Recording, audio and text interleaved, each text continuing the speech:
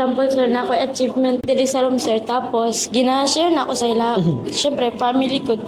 Pero murag wala lang sila sir. Kanang skill reaction lang wala.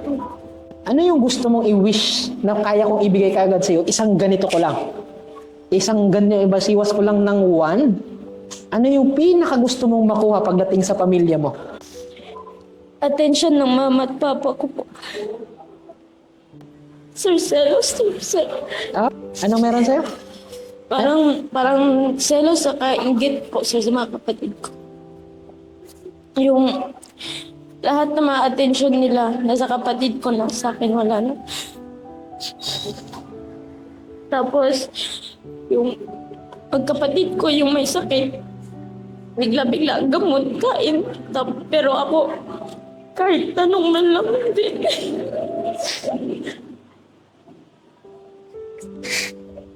Minsan sir, Pakilapit. Minsan sir, papagalitan pa ako.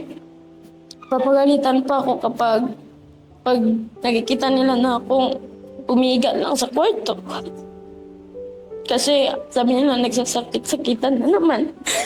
Pero hindi ko makontrol yung sarili ko. Pag dumating talaga yung sakit ko, sakit talaga. Hindi talaga akong kagagawa sa bahay. So you want attention? So yun lang talaga ang hiling mo. Pero alam niyo ba, di ba matalino talaga siya? Wala tayong question doon. Matalino talaga siya. Kasi bakit? Minsan nga, isang turo ko lang, nakukuha niya. Matalino talaga siya. Kaya, ako ang kinakatakot ko lang, sa totoo lang, kaya ko kayo, lagi kitang pinagsasabihan, di ba nakikita mo ako pag nagkakasalubong tayo doon, di ba ang sama ng tingin ko? Alam kong nararamdaman mo yun. Opo. Hindi sa galit ako sa'yo. Ayaw kong mangyari yung hindi ko gusto.